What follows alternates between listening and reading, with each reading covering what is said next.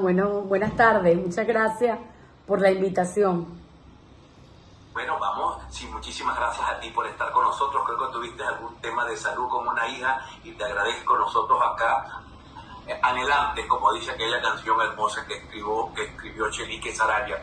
Mira, ya respondió el Tribunal Supremo de Justicia en sala constitucional, cosa juzgada. ¿Qué queda ahora con el 28 de julio? ¿Qué iniciativas nuevas propones tú, la gente que te acompaña? ¿Qué ideas nuevas para intentar buscar que se resuelva esta situación?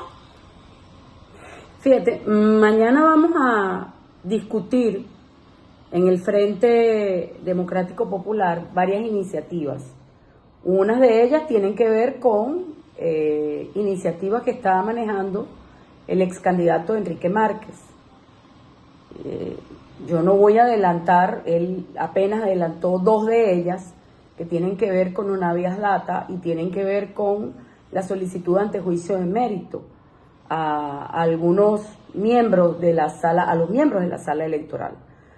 Por otro lado, están otras iniciativas más del frente que tienen que ver ya con una habeas data colectivo, pero además con el tema de incorporarnos a la discusión de una posible reforma constitucional que por allí se está manejando desde la Asamblea Nacional, donde vamos a estar muy vigilantes, pero además está el tema del recurso de abstención o carencia, que lo hemos señalado en otras oportunidades. El recurso de abstención o carencia se intenta frente a la omisión por parte del CNE de la publicación de las actas desagregadas.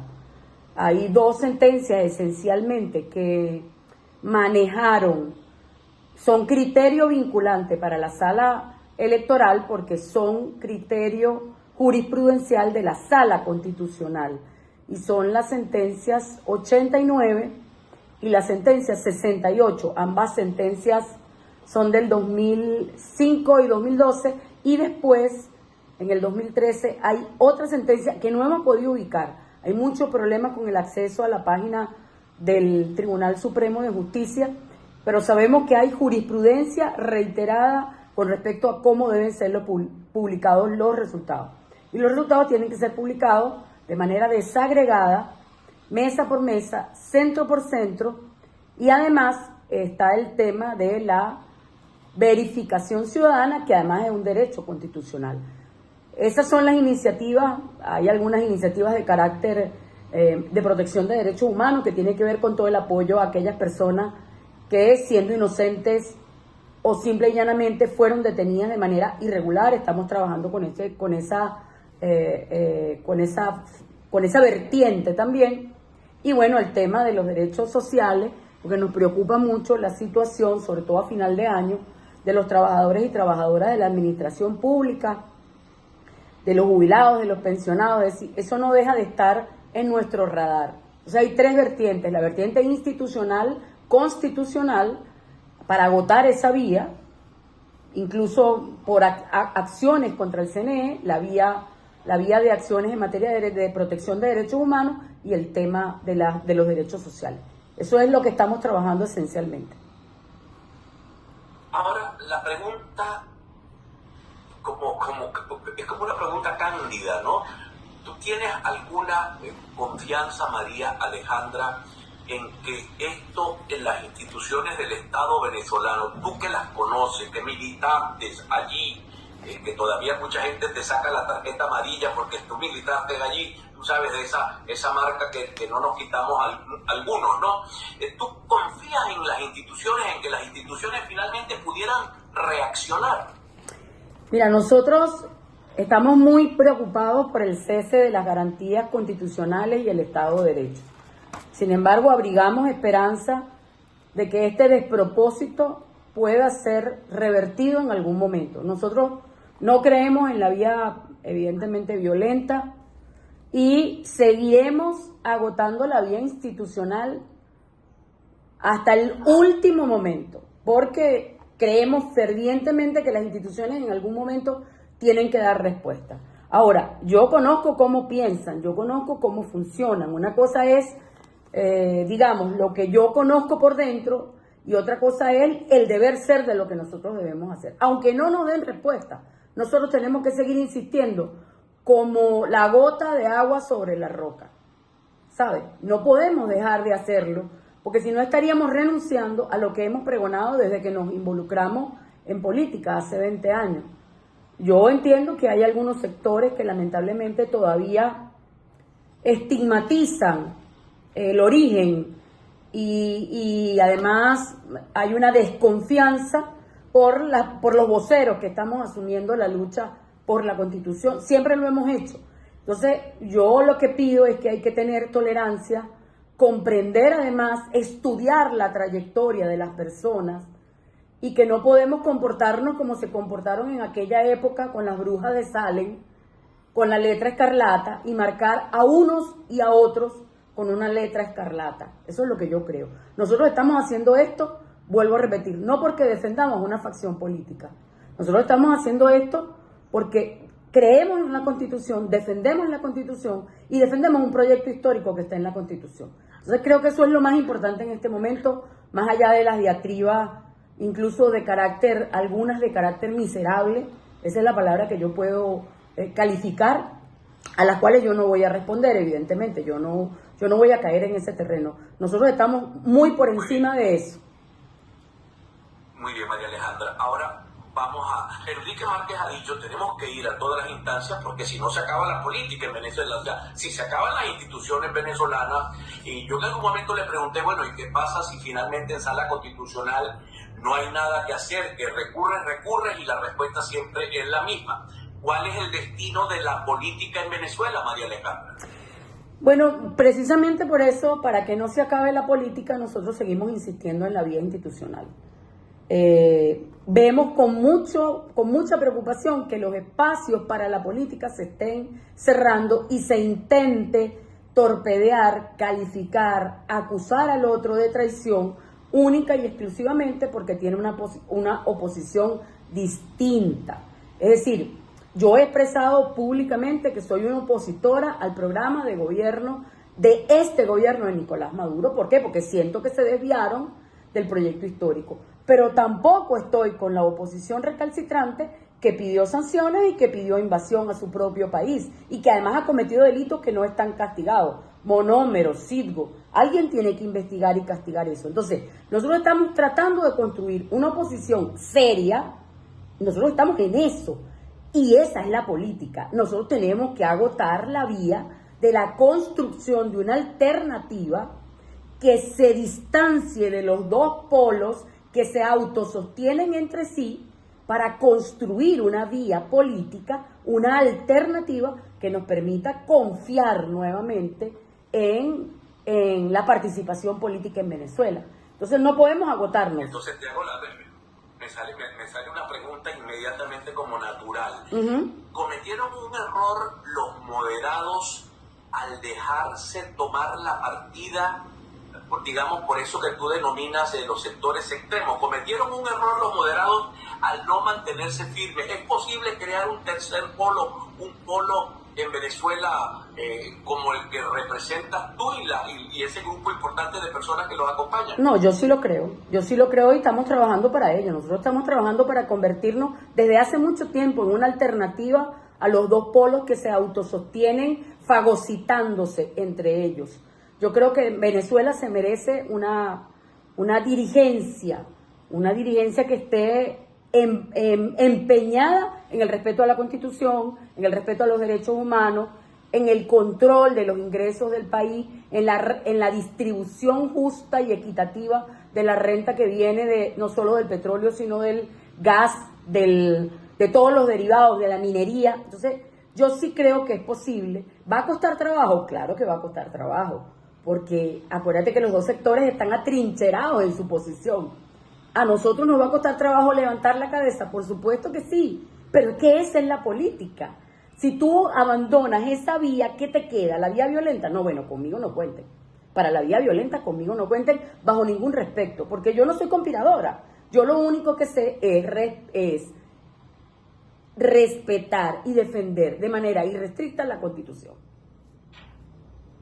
Mira, hay gente que está molesta, que Cubitra, que siempre es muy fuerte, me dice, esta señora la mandó Maduro a crear la nueva oposición y Juan Carlos te está afectando para eso. Por favor. Mira, te voy a decir una cosa, y lo he insistido, yo defiendo el periodismo y yo soy opositor, pero muestro todas las facetas del periodismo. Si usted no quiere ver todo lo que pasa en el país, todo lo que piensa la gente, usted tiene una oportunidad. Los chavistas y los maduristas ven venezolana de televisión. Usted puede ver al alemán, al señor ese que está en Alemania, que es un solo tubo, y usted no le hace falta ver la diversidad, porque el problema es que hablamos de que queremos un país diverso, queremos un país libre, queremos un país donde se escuchen todas las voces, como dice Peña Alegría, pero entonces cuando escuchamos otra voz y no estamos de acuerdo con ella, inmediatamente marcamos, no solamente marcamos al mensaje, sino que marcamos al mensajero. Ojalá y pudiésemos avanzar un poco. Yo quisiera cerrar este segmento un momento, quiero que nos acompañe un segmento más, María de Castro. Voy a darle un pase a Evelyn Castro para que cierre mucho en que el proyecto político es la Constitución. Yo creo que la Constitución es el pacto social que en este momento tenemos todos los venezolanos. Pero en tu opinión, todo aquello que eran los materiales de los cuales hablaba Hugo Chávez, esa herencia de Hugo Chávez, fracasó todo ese proceso, digamos, todo lo que llamabas el libro azul, el árbol de las tres raíces, todo aquel montón de cosas que después se convirtió en el marxismo, y le decía a este señor Pedro Carreño, léele los libros de Marx para que la gente los lea. Fracasó todo eso, quedó la Constitución. Yo creo que siempre el proyecto histórico estuvo en la Constitución y está en la Constitución. Más allá de los materiales que abonaron en las ideas que se expresan en esa Constitución. Creo que la Constitución posee incluso las vías pacíficas y la salida. En ese marco todos nos podemos encontrar para una gobernabilidad duradera y que permita el retorno al Estado de Derecho. Ahora, los otros materiales, evidentemente que fueron una fuente para la creación de las ideas que están expresadas en la Constitución. Creo que esas ideas hay que adaptarlas a los nuevos tiempos. ¿Por qué te digo esto? Porque la situación geopolítica, cuando Chávez insurge, 1992, era completamente distinta a la situación geopolítica que tenemos en la actualidad. Chávez hizo mucho énfasis en el tema de la soberanía petrolera porque entendía que había una nueva geopolítica de la energía, y hoy en día nosotros estamos viendo en vivo y en directo una guerra por territorio y una guerra por commodities a nivel internacional. Bueno, Venezuela tiene no solamente territorio y commodities, ¿sabes? Sino que además tiene una historia independentista y tiene además una constitución que, cuando tú analizas la parte económica, es un sistema mixto, no es un sistema completamente ni socialista ni completamente liberal, sino que hay una mezcla entre el papel que debe cumplir el Estado como dueño de las riquezas del suelo. Entonces hay muchas ideas que deben renovarse. Creo que incluso hay que hacer una revisión de la Constitución, porque hoy incluso la democracia representativa se quedó corta y necesitamos profundizar el concepto de democracia participativa y protagónica. Entonces hay que darle más poder a la gente. Entonces hay algunos de esos elementos sobre los que Chávez trabajó que nunca se llegaron a concretar, que pudieran rescatarse. Yo no voy a desechar todo el trabajo que se hizo en los últimos 25 años, sobre todo para potenciar a la Constitución, para resolver los conflictos a la luz de ella, porque nosotros somos creyentes de la República, de la civilidad, de las razones, de los acuerdos, siempre en el marco constitucional. Entonces tenemos un marco al cual debemos adaptar a los nuevos tiempos para darle más poder a la gente. Nosotros creemos en que debe limitarse la posibilidad de postulación indefinida a una sola postulación. Nosotros creemos que los poderes deben ser electos por la base, claro, dentro de un baremo, porque tiene que haber idoneidad para ejercer cada uno de esos cargos. Es decir, redefinir el papel de los partidos políticos, porque no solo los partidos políticos tienen derecho a ser los que monopolicen la acción política, sino que cualquier grupo humano, cualquier movimiento social debe tener acceso a su espacio dentro de la política venezolana, y eso se asegura a través de la Constitución. Acá nos pregunta alguien, pregúntale a esa señora si cree en el libre mercado y en la libertad económica. ¿Cuál es tu concepción sobre... ¿Eres socialdemócrata? ¿Eres demócrata cristiana? Yo soy, óyeme, yo soy republicana, nacionalista y soberanista. Es decir, yo me inscribo en lo que dice la Constitución, en un sistema mixto de pesos y contrapesos. ¿Estado interventor o Estado árbitro? ¿Cómo te gusta el Estado? Yo te digo lo siguiente. Las sociedades se ordenan según dos visiones.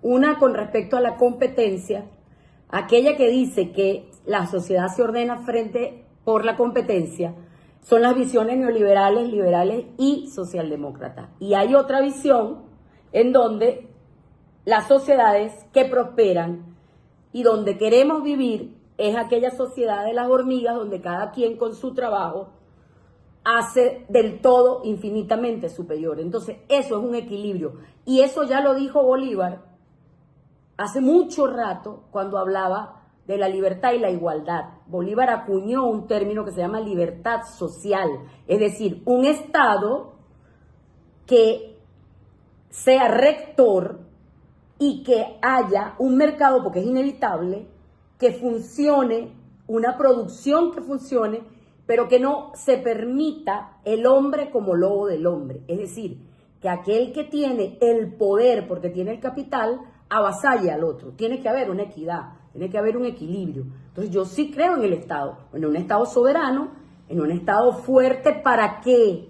En un Estado para que defienda hacia afuera los inmensos recursos. Con un Estado débil nosotros no vamos a poder defender los inmensos recursos que tenemos, pero ese Estado fuerte tiene que ser con unas instituciones que haya separación y división de poderes, equilibrio de poderes, que no se pueda concentrar el poder en ninguno de los órganos del Estado, que haya pesos y contrapesos. Es decir, ese modelo está dibujado en la Constitución. Es decir, nosotros creemos en que la sociedad debe ordenarse, la economía, la visión económica nuestra es, ordenar la sociedad en base a el bien común, un modelo de desarrollo permanente, sustentable, con orientación a la producción, orientado a la búsqueda del bien común. Eso es posible. Eso era lo que llamaba Bolívar la suprema felicidad social. Eso está en un concepto bolivariano que se llama libertad social, que nosotros trabajamos mucho en la tesis de doctorado. Así que yo sí creo en el Estado, pero no creo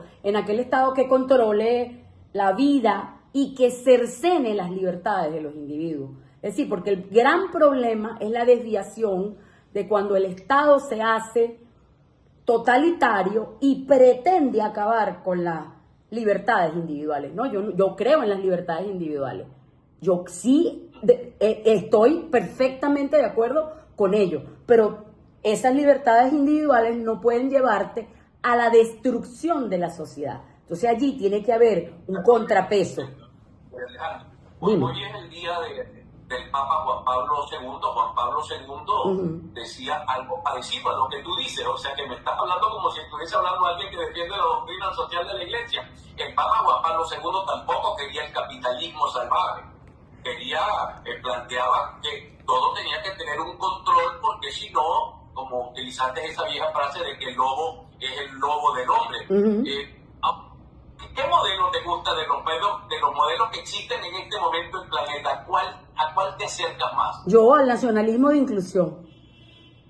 ¿En algún país se parezca al nacionalismo de inclusión? Solamente han tratado de acuñarlos algunos. En la Constitución nuestra hay un nacionalismo de inclusión. Esta Constitución no se ha desarrollado ni siquiera el 50% del modelo. O sea, nosotros tenemos tanto trabajo por delante que si nosotros logramos desarrollar este modelo que está en esta Constitución, creo que seríamos un ejemplo a dar en el mundo. Porque sería el buen uso... ¿La Constitución es anti-Maduro? Pues Maduro ha abandonado el proyecto histórico y se ha separado de la Constitución. No digamos que es anti-Maduro, pero Maduro ha abandonado el proyecto. El proyecto constitucional que está aquí, él ha sido abandonado por su gobierno. Y esa es nuestra posición digamos, diferenciada de estos señores que hoy controlan el poder en Venezuela. Mira, sé que no te gustan muchas cosas de María Corina Machado. Hoy se cumple un año que ella ganó la primaria. Pero no te voy a decir las cosas que no te gustan. Yo quiero que me digas las cosas que te pueden gustar de María Corina Machado. Bueno, yo primero le aconsejaría a María Corina Machado que le pidiera perdón a Venezuela por haber pedido invasión y por haber pedido sanciones. Ella tiene que hacer un acto de contrición para poder ganarse el respeto de un sector que aún no la respeta ni la ve como líder. Tengo que admitir y tengo que decirlo, que ella ha actuado de manera muy firme, que ella no se dejó chantajear con el tema de la división interna de la oposición, tomó la batuta, fue a unas primarias donde resultó vencedora y ella ha sabido manejar a lo interno de esa oposición su liderazgo. Se lo ganó y eso hay que reconocérselo. Yo no lo voy a negar porque la adverse políticamente, ¿ok?